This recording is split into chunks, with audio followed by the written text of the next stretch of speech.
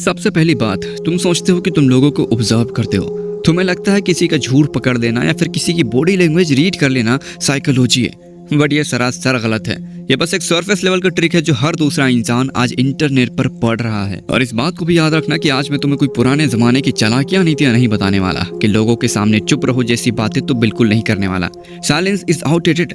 और आज मैं तुम्हें एक ऐसा एल्गोरिदम बताऊंगा, एक ऐसा फ्रेमवर्क जो लिटरली कियोटोका अयानो कोजी जैसे कैरेक्टर्स को अनबीटेबल बनाता है। और इसे मैं कहता हूँ द व्हाइट रूम एल्गोरिदम। और इस बात को याद रखना कि अगर एक बार और सिर्फ एक बार मेरी बताई बातों को अपनी रियल लाइफ में इंजेक्ट कर लिया तो लोग तुम्हारे आसपास वैसे ही रिएक्ट करेंगे जैसा तुम चाहोगे, और उन्हें आखिरी सांस तक पता नहीं चलेगा कि उन्हें किसी ने कंट्रोल किया था।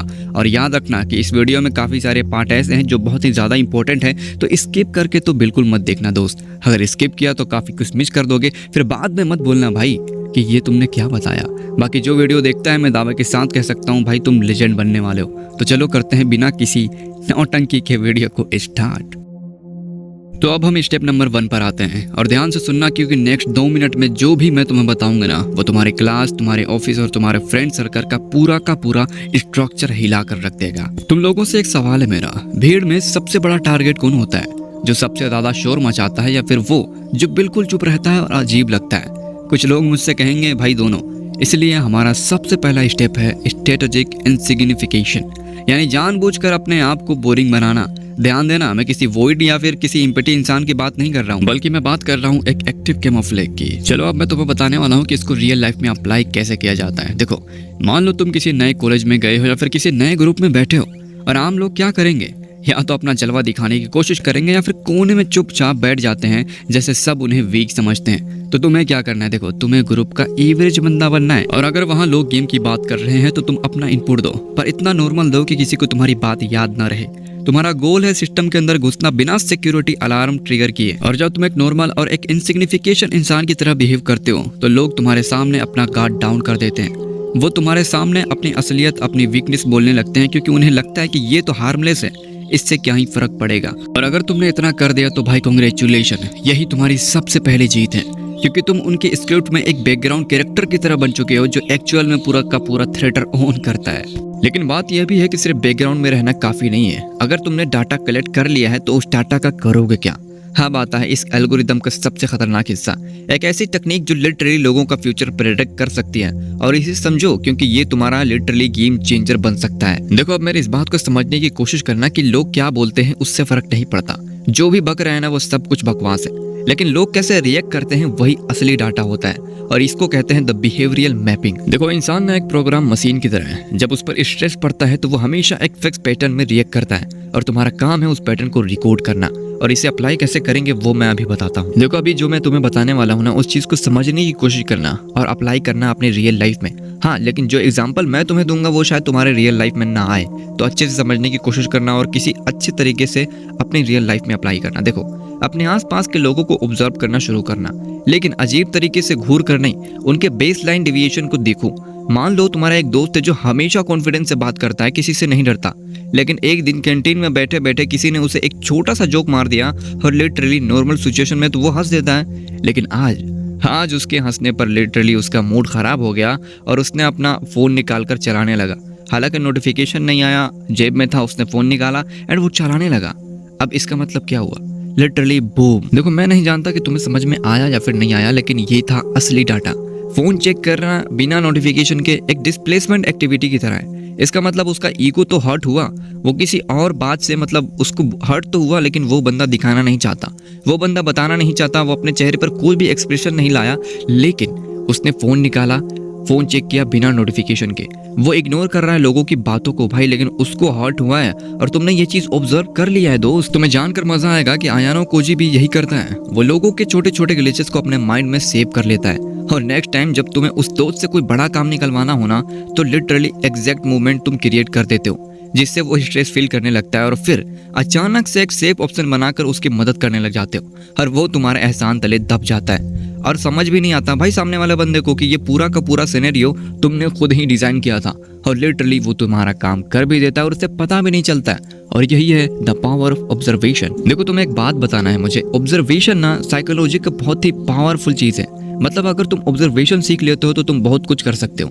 लेकिन दिक्कत यह भी है ना कि सारे बंदे ऑब्जर्वेशन तो सीख लेते हैं, हर बंदे को देख रहे अरे वो इस चीज़ से डरता है, अरे वो उसे ये चीज़ पसंद नहीं है। मतलब सीख तो लेते हैं लेकिन लोग अप्लाई नहीं कर पाते हैं, उसका फ़ायदा नहीं उठा पाते, सिर्फ ऑब्जर्व करते रह जाते हैं। लेकिन अगर तुम चाहते हो कि मैं ऑब्जर्वेशन पे वीडियो बनाऊं, पार्ट 2 लाऊं, तो कमेंट कर दो ऑब्जर्वेशन पार्ट 2। मैं ज़रूर लाऊंगा, नेक्स्ट वीडियो उसी के ऊपर होगी, लेकिन इसके लिए तुम्हें कमेंट करना पड़ेगा। तो फिलहाल हम आगे बढ़ते हैं। अब यहाँ तक तो तुम लोगों ने रीड करना सीख लिया, पर ध्यान दो अभी तक हमने ना कोई एक्शन नहीं लिया यार। अब मैं तुम्हें बताऊंगा कि सामने वाले से अपना काम कैसे निकलवाया जाए बिना उसे फोर्स किए। और ट्रस्ट मी, ये वाला कॉन्सेप्ट तुम्हारा दिमाग के पूरे का पूरा तार खोल कर रख देगा। और हाँ, इंपॉर्टेंट बात ये भी है कि भाई तुम क्या कर रहे हो, अब तक वीडियो को हाइप नहीं किया ना तो हाइप कर दो, हो सके तो एक प्यारा सा कमेंट कर दो और लाइक सब्सक्राइब करना तो भूलना ही मत। तो चलो आगे बढ़ते हैं। देखो, तुमने अपने लाइफ में ये जरूर देखा होगा कि जब दो लोग बहस करते हैं ना, या फिर जब कोई तुम्हें डोमिनेट करने की कोशिश करता है, तो लोग क्या करते हैं, या तो वो काउंटर अटैक करते हैं या फिर चुप हो जाते हैं। और लिटरली ये दोनों ही मूव्स गलत हैं। तुमने कभी पानी को देखा है? अगर तुम पानी पे पंच मारोगे तो पानी तुम्हें हिट बैक नहीं करेगा, वो बस अपने शेप में बदल लेगा और तुम्हारा हाथ उसके अंदर जाकर अपनी एनर्जी वेस्ट कर देगा।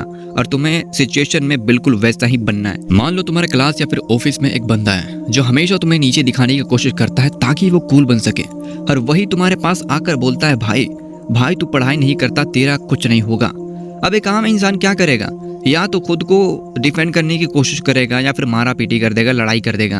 और तुम्हें उससे बिल्कुल भी लड़ाई नहीं करना, बल्कि उसकी बातों में एग्री कर देना है। हाँ भाई, तू तो सही बोल रहा है यार, मेरा कुछ नहीं हो सकता, मैं फालतू में मेहनत कर रहा हूँ। बस तुम जैसा ही ये चीज़ बोलोगे ना, मतलब वो बंदा तो तुम्हें उकसाना चाहता था, तुमसे लड़ना चाहता था, लेकिन तुमने उसी की बात पर एग्री कर दिया। और अब क्या होगा पता है कि वो बंदा ना तुम्हें दोबारा चिढ़ाने की कोशिश करेगा, तो तुम उससे कुछ मत करना। तुम उसे फिर से बोलो, हाँ भाई तू सही बोल रहा है, मैं ही गलत हूँ।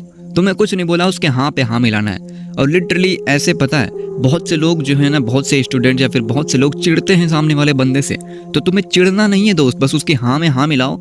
और वो 1 दिन 2 दिन 3 दिन 4 दिन, ज़्यादा से ज़्यादा 4 दिन तुम्हें परेशान करेगा। उसके बाद वो तुमसे बोर हो जाएगा, उसे समझ में आ जाएगा कि अब इसको चिढ़ाने से कोई फायदा नहीं, क्योंकि ये बंदा अब उकसेगा ही नहीं, तुमसे बस फाइट करना चाहता है। वो जानता है कि वो तुमसे ताकतवर है, जीत जाएगा, लेकिन अफसोस तुम उसकी बातों से चिढ़ोगे नहीं, उसकी बातों में हाँ पे हाँ मिलाओगे ना, तो वो बंदा बोर हो जाएगा और तुमसे छूट जाएगा। मतलब वो तुमसे बहस करेगा ही नहीं, समझ गए? और ये चीज़ लिटरली वर्क करती है। ये चीज़ मैंने अपने दोस्त को बताई थी, वो मेरा ही दोस्त था कि स्कूल में पढ़ा करता था। मैंने उसको बताया और 100% वो वर्किंग था और वो बंदा खुश है भाई। तो ये चीज़ तुम भी अप्लाई करो, बहुत काम आती है। अब हम आते हैं वाइटम एल्गोरिदम के एक ऐसे साइकोलॉजी पर जो लिटरली अगर तुमने इस चीज़ को समझ लिया ना भाई, लिटरली मैं बोल सकता हूँ तुम लेजेंड बन जाओगे। और इस चीज़ को सीखने और समझने के लिए मैंने पूरे के पूरे 2 साल लगा दिए थे, और इस चीज़ को आज मैं जानता हूँ। और लिटरली हमारे लाइफ में ये हर जगह काम आती है, और ये चीज़ तुम्हें सीखना बहुत ही ज़्यादा ज़रूरी है। और ये चीज़ मैं यूट्यूब पर नहीं बता रहा, कमेंट में मैं अपना चैनल का नाम लिख दे रहा हूँ, मतलब कि क्या बोलते हैं, इंस्टाग्राम की आईडी दे रहा हूँ, वहाँ पर फॉलो करो मुझे तुम, एंड मैसेज करो, मैं तुम्हें ना लिख कर भेज दूंगा। हो सके तो ऑडियो में भी भेज दूंगा, लिख कर भी भेज दूंगा। तो तुम्हें कुछ नहीं करना, फॉलो करना है, देन मैं तुम्हें भेज दूंगा, ओके।